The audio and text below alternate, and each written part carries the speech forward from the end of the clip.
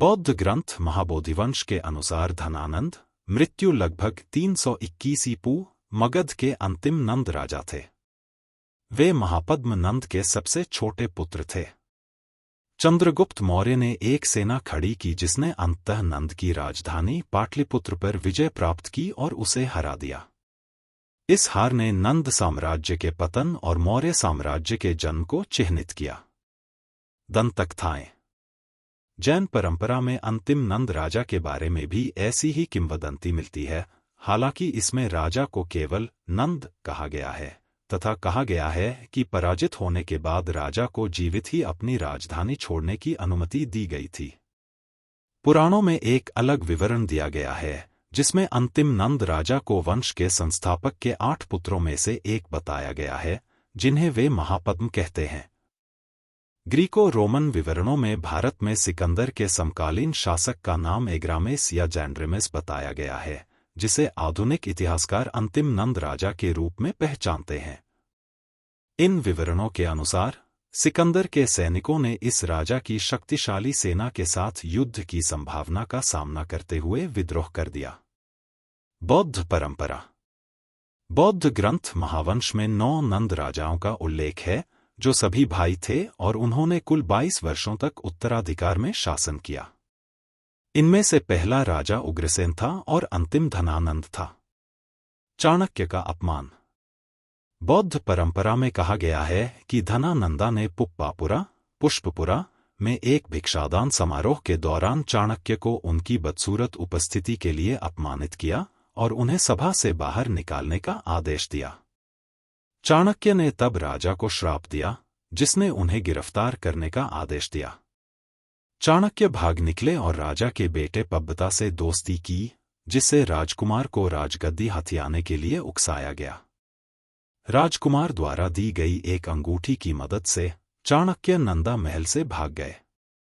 धनानंदा को उखाड़ फेंकने के लिए दृढ़ संकल्पित, उन्होंने एक गुप्त तकनीक का उपयोग करके सेना जुटाने के लिए धन अर्जित किया, जिससे उन्हें एक सिक्के को 8 सिक्कों में बदलने की अनुमति मिली। चाणक्य द्वारा राजा बनने के लिए उम्मीदवार की परीक्षा। चाणक्य ने धनानंद की जगह लेने के लिए 2 उम्मीदवारों को चुना, पब्बता और चंद्रगुप्त, जो एक पूर्व शाही परिवार से थे। उनका परीक्षण करने के लिए उन्होंने उनमें से प्रत्येक को एक ताबीज दिया, जिसे ऊनी धागे के साथ गले में पहनना था। एक दिन जब चंद्रगुप्त सो रहे थे, उन्होंने पब्बता से चंद्रगुप्त के ऊनी धागे को बिना तोड़े और चंद्रगुप्त को जगाए हटाने के लिए कहा। पब्बता इस कार्य को पूरा करने में विफल रहे। कुछ समय बाद जब पब्बता सो रहे थे, चाणक्य ने चंद्रगुप्त को वही कार्य पूरा करने की चुनौती दी। चंद्रगुप्त ने पब्बता का सिर काटकर ऊनी धागा वापस पा लिया। अगले 7 वर्षों में चाणक्य ने चंद्रगुप्त को प्रशिक्षित और सलाह दी। जब चंद्रगुप्त वयस्क हुआ, तो चाणक्य ने अपने धन का उपयोग करके एक सेना एकत्र की। धनानंद के साथ युद्ध। सेना ने धनानंद की राजधानी पर आक्रमण किया, लेकिन निर्णायक रूप से पराजित हुई और विघटित हो गई। इसके बाद चंद्रगुप्त और चाणक्य ने एक नई सेना खड़ी की और सीमावर्ती गांवों पर कब्जा करना शुरू कर दिया। धीरे धीरे वे नंद की राजधानी पाटलिपुत्र तक आगे बढ़े और धनानंद को मार डाला। चाणक्य ने एक मछुआरे के माध्यम से धनानंद का खजाना पाया और चंद्रगुप्त को नया राजा नियुक्त किया। अंतिम नंद राजा का अन्य विवरण। जैन परंपरा। जैन परंपरा में एक किंवदंती है जिसमें बौद्ध किंवदंती के साथ कई समानताएं हैं, लेकिन इसमें धनानंद नाम का उल्लेख नहीं है। जैन ग्रंथों में चाणक्य के प्रतिद्वंद्वी राजा को केवल नंद कहा गया है। जैन परंपरा के अनुसार चाणक्य ने राजा से दान लेने के लिए नंद की राजधानी पाटलिपुत्र का दौरा किया, लेकिन राजा के एक सेवक द्वारा अपमानित महसूस किया। इसके बाद उन्होंने नंद वंश को उखाड़ फेंकने की कसम खाई। उन्होंने चंद्रगुप्त की खोज की और उसका मार्गदर्शन किया और एक सेना खड़ी की जिसने शुरुआती पराजय के बाद नंद सेना को हरा दिया। हालांकि बौद्ध परंपरा के विपरीत जैन परंपरा में कहा गया है कि नंद राजा को पराजित होने के बाद जीवित अपनी राजधानी छोड़ने की अनुमति दी गई थी। राजा की बेटी को चंद्रगुप्त से प्यार हो गया और उसने उससे शादी कर ली। इस बेटी का नाम नहीं है, हालांकि बाद में चंद्रगुप्त के बेटे बिंदुसार की मां का नाम दुर्धरा बताया गया। नंदा के मुख्यमंत्री सगदल थे, जिनके 2 बेटे थे, स्थूलभद्र 297 से 198 ईसा पूर्व और श्रीकाय। श्रीकाय राजा के निजी अंगरक्षक बन गए। स्थूलभद्र राजनर्तकी रूपकोसा से प्रेम करते थे और उसके साथ 12 वर्षों तक रहे। सगदल की हत्या उनके राजनीतिक विरोधी वरिची के षड्यंत्र में हुई, जिसके बाद उनके बेटे श्रीकाय को मुख्यमंत्री बनाया गया। पुराणों।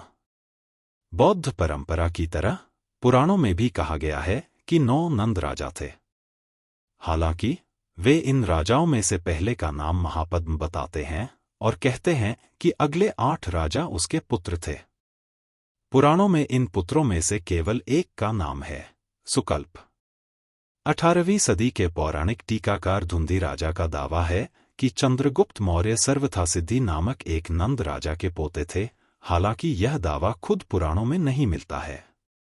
ग्रीको रोमन खाते।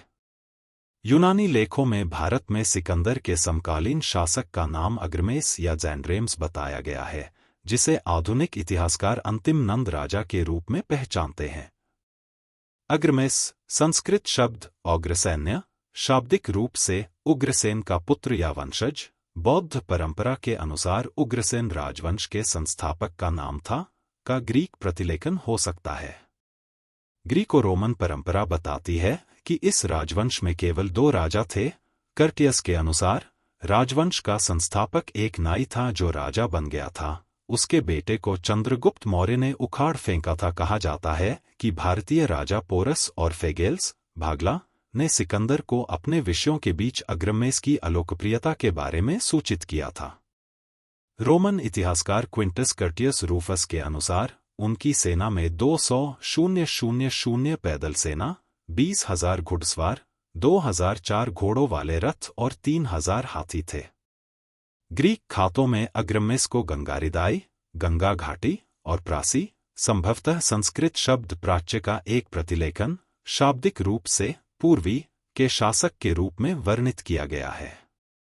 जब नंदा की शक्तिशाली सेना का सामना करने की संभावना का सामना करना पड़ा, तो सिकंदर के सैनिकों ने विद्रोह कर दिया, जिससे उसे भारत से पीछे हटने के लिए मजबूर होना पड़ा। सभी ऐतिहासिक विवरण इस बात पर सहमत हैं कि अंतिम नंद राजा अपनी प्रजा के बीच अलोकप्रिय था। डायोडोरस के अनुसार पोरस ने सिकंदर से कहा कि समकालीन नंद राजा बेकार चरित्र का व्यक्ति था और उसकी प्रजा उसका सम्मान नहीं करती थी क्योंकि उसे निम्न मूल का समझा जाता था। कर्टियस ने यह भी कहा कि पोरस के अनुसार नंद राजा को उसकी प्रजा द्वारा तिरस्कृत किया जाता था। प्लूटार्क के अनुसार, जो दावा करता है कि एंड्रोकोटोस चंद्रगुप्त के रूप में पहचाना गया, सिकंदर से मिला था, एंड्रोकोटोस ने बाद में घोषणा की कि सिकंदर आसानी से नंद क्षेत्र, गंगारिदाई और प्रासी पर विजय प्राप्त कर सकता था क्योंकि नंद राजा को उसकी प्रजा द्वारा घृणा और तिरस्कार किया जाता था, क्योंकि वह दुष्ट और निम्न मूल का था। श्रीलंकाई बौद्ध परंपरा नंदों को लालची होने और दमनकारी कराधान लगाने के लिए दोषी ठहराती है। भारत के पुराणों में नंदों को अधार्मिक कहा गया है, जो दर्शाता है कि वे धर्म या धार्मिक आचरण के मानदंडों का पालन नहीं करते थे।